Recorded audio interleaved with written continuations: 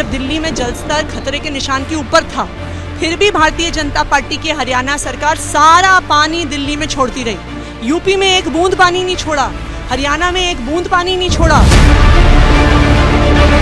कि ये पैसा हम नहीं देते, ये पैसा एनटीपीसी देती है।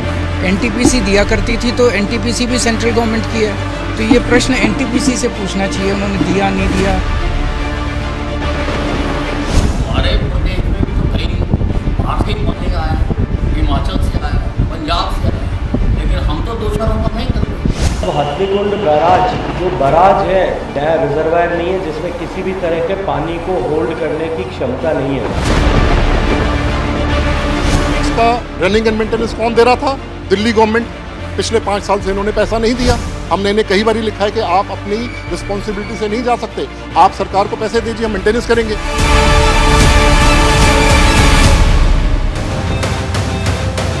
दिल्ली की सड़कों पर सैलाब है और बाढ़ की इस तस्वीर पर दोषारोपण की सियासत उफान पर है।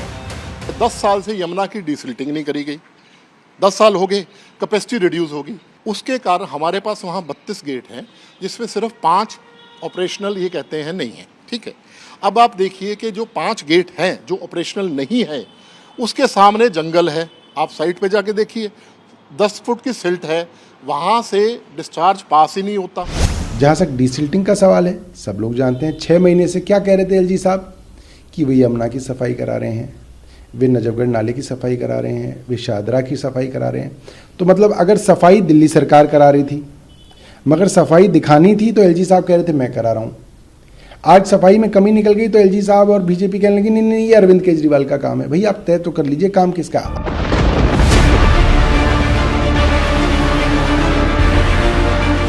हैरान करने वाली बात यह है कि दिल्ली में बाढ़ सियासत के केंद्र में है, लेकिन आने वाले वक्त में बाढ़ का पानी दिल्ली को फिर से न डुबोए, ये चर्चा से गायब है। लाल किले की बुनियाद पानी में डूबी है, बापू की समाधि से आईटीओ तक सैलाब का फैलाव है। दिल्ली में बाढ़ से प्रभावित लोगों का आंकड़ा बढ़कर 25,000 के करीब पहुंच गया है। बिजली पानी की किल्लत सो अलग। सवाल है, क्या दिल्ली को डूबने से बचाया जा सकता था? भविष्य में दिल्ली को बाढ़ से बचाने के लिए योजना क्या होनी चाहिए और कैसे फ्रांस का सीन फॉर्मूला करेगा बाढ़ से बचाव? दरअसल दिल्ली में भले ही 1978 के बाद बाढ़ जैसे हालात बने हैं, लेकिन एक तस्वीर ये भी है कि दिल्ली में जरा सी बारिश से भी जल भराव की समस्या आम हो जाती है। जानकार दिल्ली में आई बाढ़ के पीछे शहर के विकास मॉडल को बड़ा कारण मानते हैं।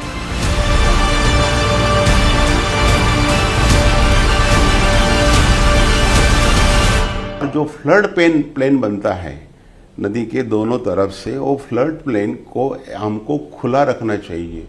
लेकिन हम क्या करते हैं कि पानी तक नदी का किनारा को भी ढक के हम पानी तक अपने मकान बना देते हैं, अर्बनाइजेशन करते हैं और इंफ्रास्ट्रक्चर डेवलप करते हैं। इस कारण जो पानी एब्सॉर्ब होने की क्षमता नदी और नदी की जमीन है उसमें खत्म हो जाती है। अब देखिए वो कौन से प्रमुख कारण हैं जिन पर अगर ध्यान दिया गया होता तो फिर दिल्ली को डूबने से बचाया जा सकता था। फ्लड प्लेन्स यानी दिल्ली के फैलाव क्षेत्र में अतिक्रमण, नदी में कूड़ा और गंदगी, शहरी क्षेत्र में जमीन पर कंक्रीट से पानी सोखने की क्षमता खत्म। जानकार मानते हैं कि बीते वक्त में यमुना के फैलाव क्षेत्र, जिसे फ्लड प्लेन्स कहा जाता है, वहां तेजी से निर्माण किया गया है। ब्रिटिश म्यूजियम की वेबसाइट पर मौजूद इस तस्वीर पर गौर कीजिए। इस तस्वीर के हवाले से कई इतिहासकारों का दावा है कि कभी यमुना लाल किले के पास से होकर बहती थी और बदलते वक्त के साथ यमुना के फैलाव क्षेत्र में बस्तियों का निर्माण कर दिया गया। वो सब पानी छतों से भी जमा हो जाता है, कॉम्प्लेक्स से भी जमा हो जाता है, सारा रोड पे आ जाता है। तो रोड भी एक प्रकार की नाली बन जाती है, छोटी रिवर जैसी बन जाती है। तो ये अर्बनाइजेशन का मॉडल जो है वो मेरे ख्याल से पूरा गलत है। किसने सोचा नहीं ऐसा हो जाएगा। और मैं देख रहा हूँ कि हिस्ट्री अगर आप पढ़ोगे नीचे जाके पुराना, तो लाल किला भी फ्लड प्लेन पे बना है, ऐसा मेरा अंदाज है। जितनी सारी डेवलपमेंट है, गांधी स्मारक है, ये सब नदी का क्षेत्र है। 2020 में दिल्ली डेवलपमेंट अथॉरिटी की ओर से एनजीटी को सौंपी गई रिपोर्ट हैरान करने वाली है। रिपोर्ट के मुताबिक यमुना के 960 हेक्टेयर जमीन पर फैले फ्लड प्लेन्स पर अतिक्रमण हुआ है। यानी कहीं न कहीं सरकारी एजेंसियों को इस बात की जानकारी है कि यमुना के फैलाव क्षेत्र में मकान बनाए गए हैं और नियमों को ताक पर रखकर विकास कार्य कराए गए हैं। एक तथ्य ये भी है कि यमुना में दिल्ली शहर से निकलने वाले 30 से ज्यादा नाले गिरते हैं जो अपने साथ गंदे पानी के अलावा बहुत सारा कूड़ा लेकर आते हैं। इससे यमुना की तलहटी में बड़ी मात्रा में सिल्ट जमा हो गई। अगर बाढ़ के पहले की यमुना की तस्वीर पर ध्यान दिया जाए तो दिल्ली में बाढ़ के पीछे वजह क्या रही, ये जवाब आसानी से मिल जाएगा। यमुनोत्री से प्रयागराज तक यमुना की लंबाई 1376 किलोमीटर है। यमुना की लंबाई का 2% हिस्सा दिल्ली में पड़ता है और डीपीसीसी की रिपोर्ट बताती है कि यही 2% हिस्सा यमुना के करीब 76% पॉल्यूशन का जिम्मेदार है। जानकार कहते हैं कि दिल्ली इसलिए डूब गई क्योंकि शहर में न तो बेहतर ड्रेनेज सिस्टम है, न कोई वाटर प्लान है जिससे शहर को सूखे और बाढ़ जैसी स्थिति से बचाया जा सके। कितनी बड़ी विडंबना है कि दिल्ली एक तरफ सूखे में जीता है, क्योंकि भूमिगत जल आज पाताल में पहुंच गया और वहीं दूसरी तरफ जुलाई में दिल्ली जलमग्न हो जाता है। अब ऐसे में बड़ा सवाल ये पैदा होता है कि हमारी चूक कहाँ है। सत्य तो यह है कि हमारे पास कोई वाटर प्लान नहीं है, क्योंकि वाटर प्लान का मतलब सीधा सा ये है कि जब सूखा पड़ता हो तब के लिए क्या विकल्प है और जब अतिवृष्टि हो जाती हो तब के लिए क्या सोचा हुआ है। यानी आने वाले वक्त में देश की राजधानी फिर से पानी पानी ना हो, इसके लिए शासन और प्रशासन को डिटेल्ड प्लान तैयार करना होगा।